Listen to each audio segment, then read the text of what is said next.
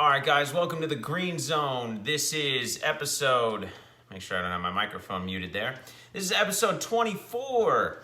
And you already know the drill by now, guys. We're just going to get into this. We're going to roll right through it. First, I'm going to give you NFL head-to-head pick-ems, the winners from each game in straight-up head-to-head matches. Then we'll get into our fantasy, be advice for daily fantasy mostly, but you could use it in your regular season fantasy. And then we'll get into my betting advice at the very end here. And then at the very, very end, we'll give you a little bonus segment where I'll go over last week's results. We got back on the winning track of things, guys, and that's what we're going to be looking for the rest of the year. We've got 3 games under our belt, or 3 weeks under our NFL belt, so to speak. So we've got a little bit more experience now, and we know where we're headed. So let's kick it off. First up, guys, we have... Well, the Eagles and the Packers already played. We don't do the Thursday night games here. So first up is the Redskins at the Giants. And guys, for that, I got to say, Daniel Jones definitely exceeded expectations last week.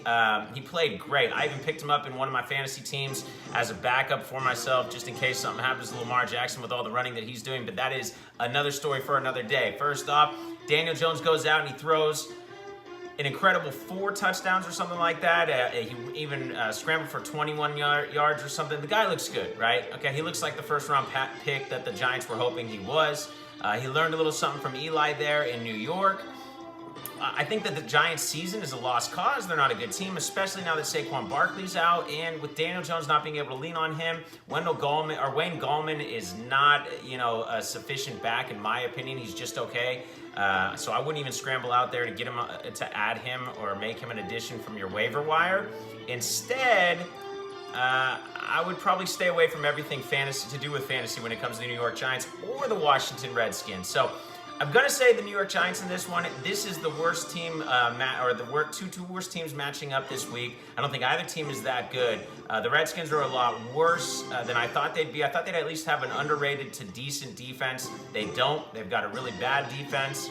I don't really even see anything brewing there in Washington. What's new, right? So give me the Giants at home, not being able to contain the young man Daniel Jones. Next, we got the Chiefs at the Lions, guys. 2 undefeated teams. We got a couple matchups with a couple undefeated teams this week. Remember, that Lions team has not lost. They have a Week 1 tie to the Arizona Cardinals, so they are undefeated, believe it or not. I'm going to say the Chiefs win this one, guys, and I know it's in Detroit. I don't think that matters. Mahomes is almost unstoppable at this point. The Chiefs look amazing. They do have a weakness. It's that defense. That defense isn't that great, but guess what? That defense was a weakness last year, and they made it to the AFC Championship game. They look to be grooving even better this year. Mahomes is putting up Hall of Fame type stats. Every game he's breaking some sort of record. I do think that the media fawns over him a little bit, but I'm fawning at this point. The guy's amazing, so give me the Chiefs in that one. I think the Chiefs get this one relatively easy. I did say at the beginning of the year that the Detroit Lions would be winning some games, upsetting some teams, being a little bit better this year. I didn't see them 2-0-1. I saw them somewhere around maybe 2-1, or I don't know, 1-2, but a couple of close losses where they gave some teams some nail biters, but they're actually winning games. So I still like the Chiefs to kind of motorboat the Lions in this one. The Lions defense is okay. It's not great. And I think ultimately the Chiefs just outscore the Lions there. Next, we got the Titans at the Falcons, guys. I think the Falcons bounce back and start to get on track, right? So the Titans, on the other hand, they had that Week 1 big win against the Cleveland Browns, but I think that was kind of an aberration. I don't know. I like Vrabel as a coach, but I don't like what's happening with that team recently. I'm not so sure Mariota's an NFL quarterback, so I love Derrick Henry as your number 1 back. Your go-to back there, and not a committee going on, but I think the Falcons win in Atlanta. Next, we've got the Browns at the Ravens, guys. This is supposed to be a big matchup, a division game, put up or shut up for the Cleveland Browns, but I actually think that the Ravens come out with the win on this one. I know they had a close game that came down to the last play last year, but I think the Ravens are going to come out with a little bit of a gusto here. They're going to come out with a vengeance, so to speak. Last week's loss to the Kansas City Chiefs was an upsetting one, right? They started off slow. It looked like they weren't even going to be in the game. And then all of a sudden they made a comeback, and it was a good game. They just couldn't pull it off. So I think they are, a step above the Cleveland Browns as far as talent goes, or not talent, but as far as, clicking as a team, how good they are, skill level, so to speak. And I just think that the Ravens win this game. I think that they're better than the Browns, and I think they get it done in Baltimore. We got the Raiders at the Colts, guys. I think this one's kind of easy. I don't think the Raiders are very good. I've said that many times here on the podcast. They're in Indy. I think the Colts are better than a lot of people expected them to be, myself included. Brissett is proving me wrong week after week by being a sufficient/efficient quarterback. I think the Colts win that one relatively easy as well. A lot of matchups this week, guys, that I don't think are that hard to pick. Sure, there's going to be some upsets, but we went 11-4 last week, kind of sticking with the favorites and calling a couple upsets. So we're going to do this week as well. It's too early to start predicting a bunch of upsets. I think there's a lot of games where you see the winner plainly in sight. You could trick yourself here by trying to get too cheeky, trying to get too cute with it. So we're just going to stick with who we know to be the better team so far. Next, we got the Patriots and the Bills, guys. Again, two undefeated teams, but betting against Belichick, just not my style. This is the best defense he's had in a long time. I know you've heard that a million times already if you've been following the NFL or listening to ESPN. But it's true, right? I mean, the Pats look great like they always do. I know they've played three teams that aren't good. What are the Jets, Dolphins, and some other team that I always forget have in common? Well, they're the first three opponents of the Patriots. And guess what? None of them have a win. That's Jets, Dolphins, Steelers. They're all 0-3. But I don't think it's a strength of schedule thing. I do think it helps the Patriots to be able to go against the Jets, Bills, and Colts, twice a year. Did I just forget? Anyways, the bottom line is they've got an easy division. No one's good in their division. Dolphins, Jets, Bills. Holy Moses. I promise you guys, I do know the NFL. Yeah, they've got a terrible division, right? And that's 6 easy wins if you want to go, if you want to take, the majority of the times what's going to happen.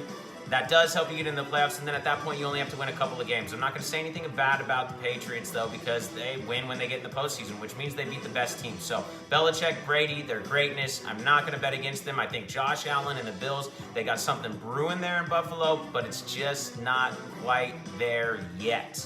The Pats win this matchup. Later on in the season, when these two teams match up, we may be talking about something different, but this early, that defense for Belichick to play around with and stop Josh Allen, I'm going to go with the Patriots.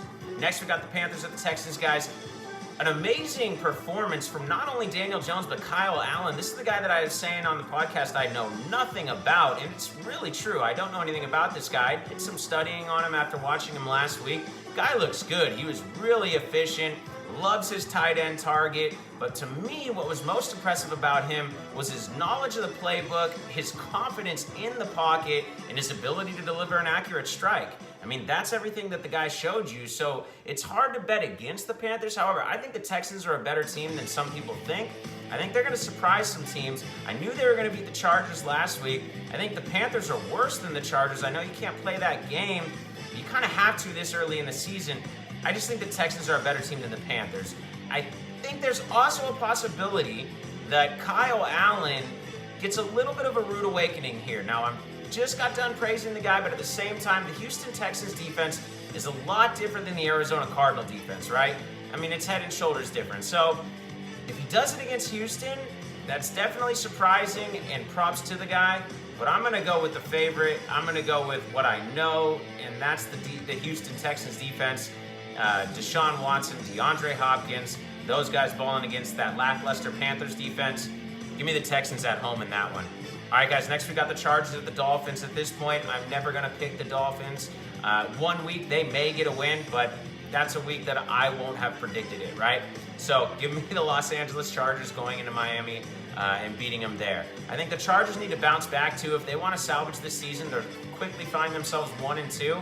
They need to bring the season back to 2-2. And if they lose to the Dolphins in Miami, it doesn't matter. That's a huge loss. They have to salvage the season. They're postseason hopeful. They need to win, and they need to win bad. Next, we got the Buccaneers. Side note on that, Melvin Gordon has mentioned that he will be back soon, so we'll see how that goes. Austin Eckler, Justin Jackson, the backfield looks to be in pretty good hands there in Los Angeles. Next, we got the Buccaneers at the Rams, guys. If I was going to say upset alert, this might be it. However, I'm going to stick with the Rams. You give me power rankings. If I saw Stephen A. Smith doing his power rankings today, top 5 in week 3. I know, we definitely don't overreact, do we? Yeah, we definitely do. I would have the Rams in my top 5 in power rankings. They'd probably be sitting there right at number 3 after the Patriots, Chiefs, and then the Rams. So the Rams, to me, are one of the best teams in the NFL. You say, so how then can they lose to a team like the Buccaneers, who seem to be subpar to, mediocre? It's a cross country, guys, and don't underestimate the grueling task of traveling to a city where out here in California, Los Angeles, Southern California, Northern California, what the heat that you get out here, it's very dry. It is not humid. There's not a lot of moisture in the air out here. We do not have hurricanes. We do not have storms. All right, little weather meteorologist Jimmy is what I just turned into there.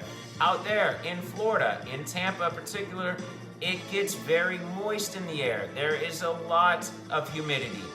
The heat sticks to you. It's like wearing a wet, hot blanket. If you've never been to Florida, if you've never been to Disney World, I apologize, and you should go. It's very sad that you haven't. But that's what the weather is like out there. So I think the Rams can overcome it. I'm picking the Rams to win this game. But if you want an upset and you think there's a possibility of there being one this week, like there always is, keep your eyes on that one. The Buccaneers have a pretty decent defense, and they can give your team fits. I don't know. Maybe they come up with something there. I'm still taking the Rams, though. Seahawks at Cardinals, guys. This is another one I could say potential upset. It is in Arizona. Arizona doesn't get enough credit. That crowd does get loud. That place is a tough place to play. The Seahawks have to travel there. It's not far. It's close. But here's the deal, guys. The Seahawks are a better team than the Arizona Cardinals. Kyler Murray, I'm not convinced, is an NFL quarterback yet. I've seen some last-minute comebacks. It's really just garbage time comebacks. Teams kind of thinking they're so far ahead that they've got the W. He's battled it out with some teams, but I think he threw over 40 times and no touchdowns last week and a small yardage. It's just that, look, I haven't seen it yet. The guy's using his legs more. That's great, but it also can lead to an injury.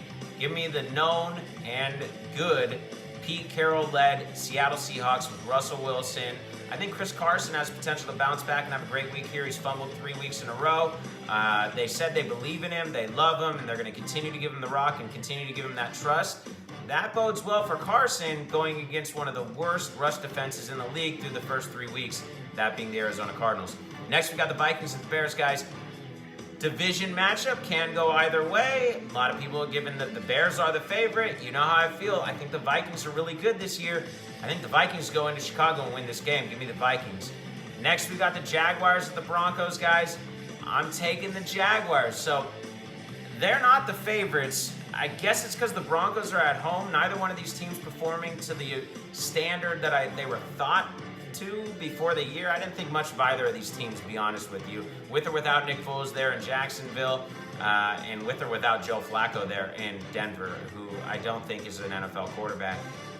The Jaguars, I think, win this one just because Joe Flacco can't handle good defenses. So if that defense travels like defenses should, in the running game, and Leonard Fournette steps it up, travels as well. That's what travels in the NFL. I know you've heard it a million times. It's almost cliche at this point, but your rushing attack and your defense travels in the NFL. So they go into Mile High there, and they beat down the Broncos. Next, I've got the Cowboys and the Saints, guys. I think this can be a great game.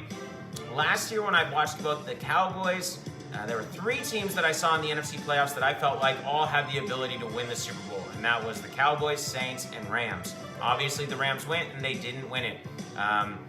But watching the Cowboys play in the postseason, they looked head and shoulders above the AFC playoff picture teams, right? The teams that were losing in the AFC.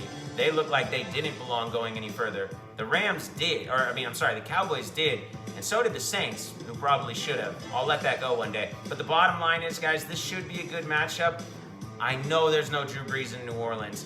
It is still in New Orleans. And Sean Payton showed you last week, just like I thought, that he can get creative and still come up with a way to find a win. I'm going to go with the Cowboys, though. Dallas is the better team at this point without Drew Brees on the Saints. It's just true. Give me the Cowboys. Finally, guys, we got another battle of the shits, and that's going to be the Bengals and the Steelers. Who really cares who wins this game? I know I don't. You probably don't either. I guess give me the Steelers. Bengals have a legitimate shot to win there. Good thing that's Monday Night Football. You guys got that one right. Look, guys, Joe Mixon can get it going for the Bengals, although the Steelers' rush defense is, it's pretty bad. I don't know why I said although. It matches up well for him. Joe Mixon is one of my top fantasy running backs this week. We'll talk about that in a little bit.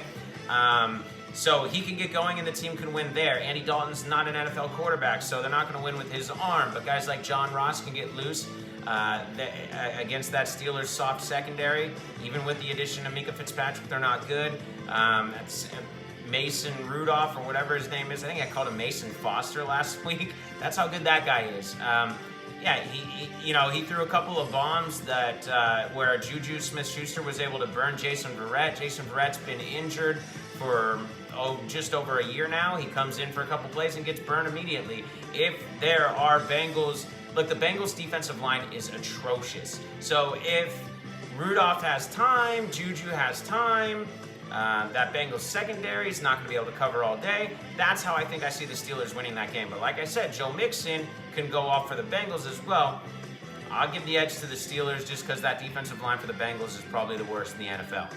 All right, guys, that wraps it up for the head-to-head pick-ems. So we'll go ahead and change our music to the NFL RZ theme. I don't want any copyright issues on this podcast today. Next, guys, we have the fantasy players that I'm going to give you for each position. I'll give you 3 picks. That includes quarterback, running back, obviously wide receiver, tight end, but I'll also throw in defense there too. There may be a couple where I give you a bonus flex play. So let's get started here. First, we've got quarterbacks. I like Dak Prescott this week, guys. The Saints are at the bottom tier in both rush defense and pass defense, but they're really lacking in their pass defense. They're not stopping anybody in the air or through the air. So Dak Prescott has it clicking right now. You talk about MVP candidates. I know it's ridiculous after week 3. Mahomes probably being the leader and going to be the winner. And then, Brady looks great too, but once again, the agent's wonder. But Dak Prescott has got to be in the conversation. The guy looks great. He looks to be clicking. He looks to have the offense down. With Zeke Elliott in the picture, there's just too much of a threat on the ground, and Dak can throw the ball. So give me Dak Prescott as a quarterback option there, or I'll give you Dak Prescott, if you will. Next, we got Phillip Rivers, guys. It's just a great matchup. Rivers hasn't had the year that he's wanted, but I expect big things this week against the Miami Dolphins, regardless of them traveling across country. The Dolphins are a pushover at best. So give me Rivers putting up some numbers there. And then Jared Goff, guys, you can get him relatively cheap in daily fantasy. I guess he's got a matchup where they're a little bit worried against that Buccaneers team that I said does have a slightly decent defense. I'm not. I think Jared Goff still puts up his numbers. I think if the Buccaneers upset, it really just means that they cover their point total or something like that, or they only lose by 3 or something. So give me Jared Goff. I think he does just fine there in Tampa. Running backs, guys. Another matchup. You're going to see 3 guys that I'm going to give you from San Diego. Don't take all 3 in your daily fantasy. Definitely start them if you have them in your standard fantasy. But you never want to start 3 guys from the same team. So definitely pick and choose whichever ones you like after I give you the reason why. That being Austin Eckler is going against the Miami Dolphins as well. Miami Dolphins are top 3 worst rush defenses in the NFL. Eckler's looked great. He's looked explosive. He has the potential to break off either a short dump off from Phillip Rivers, which comes often because he never has time, or a rush up the middle. The guy knows how to run as well. So give me Austin Eckler. Next is Joe Mixon, guys. I told you earlier I was going to have him in my fantasy, and I don't lie. So we got Joe Mixon, and he's going against that Steelers front. Their defensive line, it's not good. So that's a good matchup. Joe Mixon's a good running back. No-brainer for me. He's also not as high priced as he normally would be after a couple of weeks where it hasn't been disappointing. I'm not going to go that far, but maybe hasn't been what people drafting Joe Mixon in the first round would have expected or hoped for. And then finally, guys, I got a little bit of a sleeper here. His name's Marlon Mack. We got Eminem, and you got to put him in. The guy was getting 20 to 25 totes before last week having a little bit of a setback with a little injury there. But He's healthy. He's ready to go. I think Marlon Mack comes out. That Raiders front seven is nothing. They're not very good, so especially against the run. Marlon Mack is a strong runner, slightly underrated runner. And just on pure usage alone, the guy should get his. Give me Marlon Mack there, and I'll take him all day at the price he's coming for on FanDuel and Daily Fantasy. Wide receivers, guys, Keenan Allen. If you were going to take one player, one skill player from the Chargers, it might be Keenan Allen over Austin Eckler. I like them both, don't get me wrong, that's why I've mentioned them both, but Keenan Allen has the potential to go off here. The Miami Dolphins' pass defense is terrible. It's almost non-existent. They're trading the only players in their secondary that are good, right? They're trading them for future draft picks. So it's a bold strategy, Cotton. Let's see if it pays off. Shout out Dodgeball. Next, we've got OBJ and Cooper Kupp. I'll just give them to you, just rapid fire here. OBJ, Cooper Kupp, Terry McLaurin. Yes, if you don't know him, his nickname is Scary Terry. He lives and breathes out in Washington right now. He is a monster, guys. He's having a great rookie year. He's gone at over 60 yards receiving and at minimum in each one of his games so far this year. He's a rookie, and that includes a touchdown. Yeah, he is Case Keenum's favorite target out there in Washington. They had a little bit of an injury scare this last Thursday, and they held him out of practice on Friday. But from the latest reports, that's been just purely precautionary. He is going to play. If he plays, I think he has the potential here against that New York Giants defense to go off. Especially with the Giants probably playing, with the Redskins probably playing from behind against the Giants. Give me Scary Terry McLaurin as one of my, deal busters there. I mean, he's a discount deal for sure. OBJ, Cooper Kupp, these are big names. Cooper Kupp's been having a great year. The Rams offense seems to be clicking so well with him back in the lineup. I think that continues against Tampa. I think they're going to have to lean on that passing game a little bit more. Lean on Jared Goff, lean on Cooper Kupp a little bit more against Tampa. Tampa has a good rush defense, guys, but that pass defense, it can be picked apart. I think Sean McVay knows that. The guy's my age, and he just had a Super Bowl appearance last year, so... and obviously, I'm like 21, so that's amazing. Next, guys, we have OBJ. I think he's wearing this watch, right? So he knows it's time. He knows what time it is, and it's time. It's time to go off against your division rivals, the Baltimore Ravens. They've shat on you their whole, your whole career or whatnot, or at least the Browns' whole franchise career. But you're now part of this rivalry, and you want to be this big, top tier wide receiver that changes the entire franchise of the Cleveland Browns, then it's time to put up, or, the rest. So I think he does. I believe in OBJ, and I think when the guy wants to play football, there's not very many that are better than him as far as talent goes. So I think that passion is there this week. I think OBJ has a good day.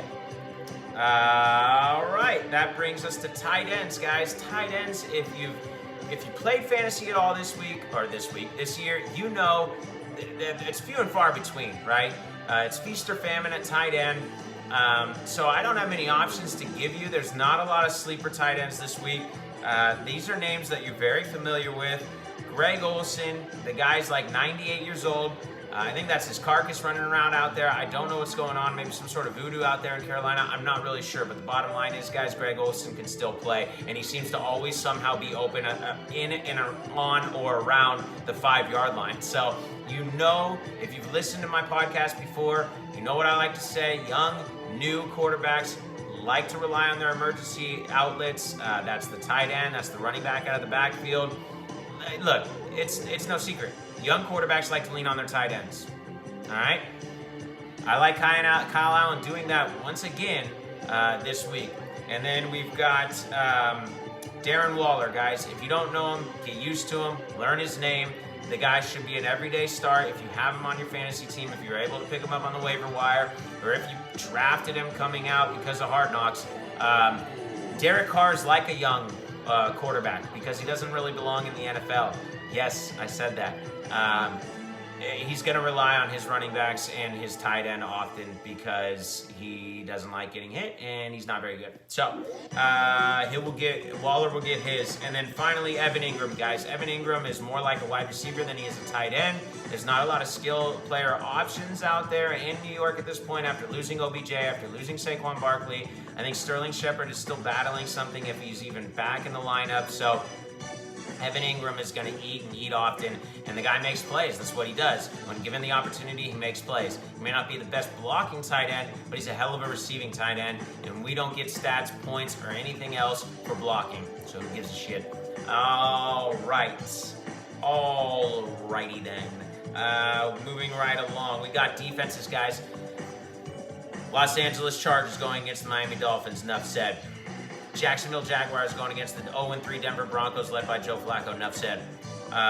Boom, roasted.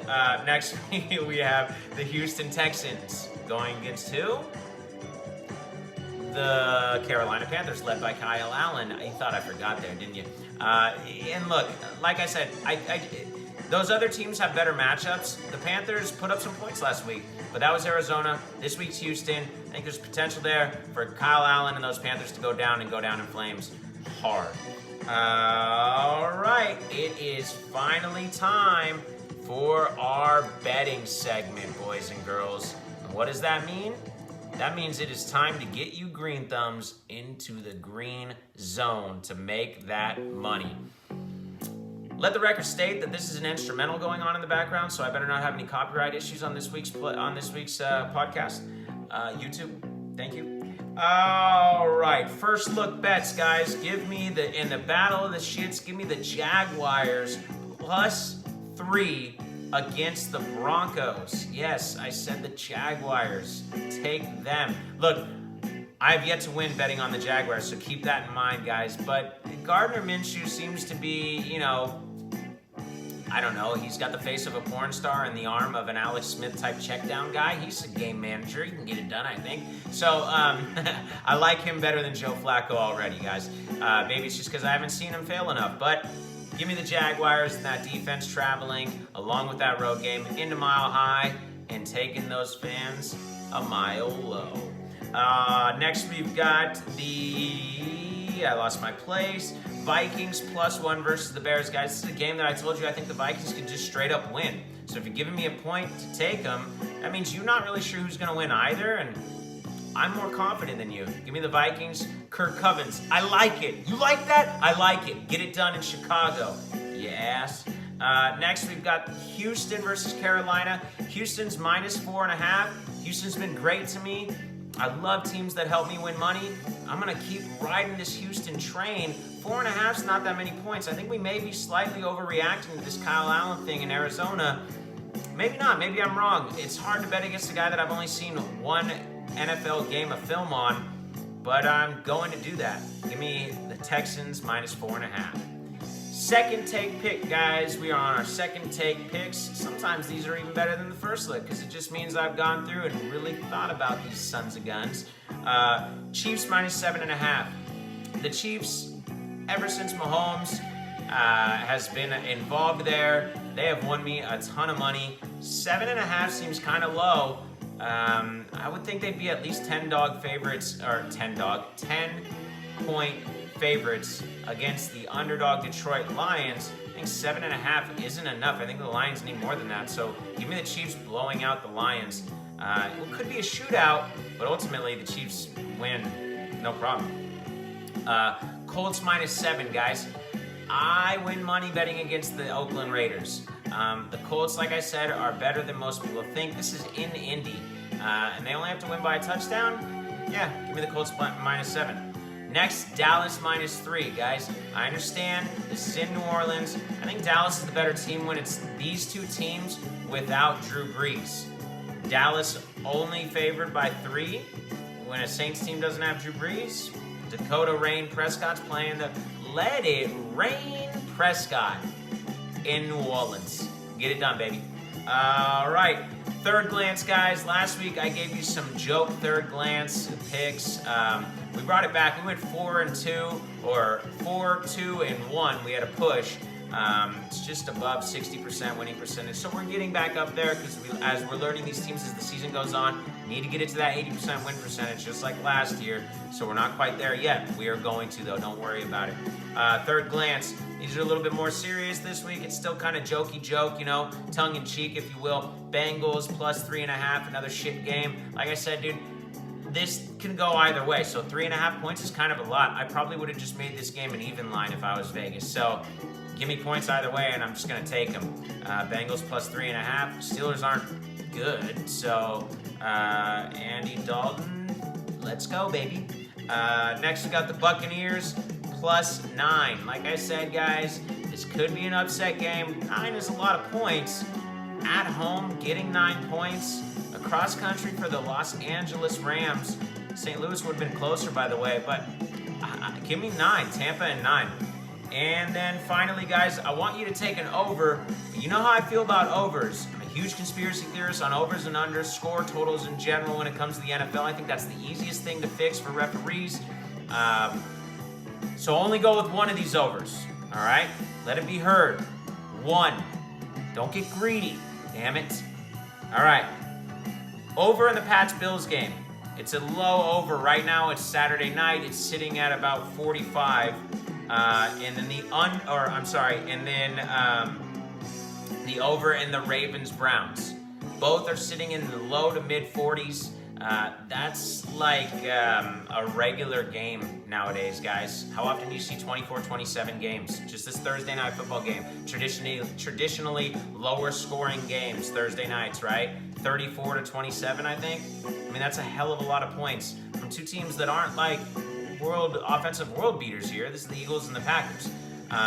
So it's not a high over. Take it in one of those games, though, because one of these for sure will be some sort of defensive struggle or something. But 43 and 45 are your totals there. Just take one. All right, guys. And last week, we have a few things that settles it for our betting segment. I am going to, you know what? I'll keep it going as I review. We'll stop the music. All right, now this takes us to the last segment, guys, and this is the accountability segment. I will go over how last week went.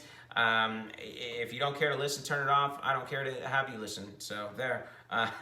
First, we have the Pick-ems. We went 11-4. I think I already mentioned that, but back on the winning way of things. Next, we have fantasy. I gave you 6 top 10 fantasy players last week. There was a couple of top 15, but only 6 top 10.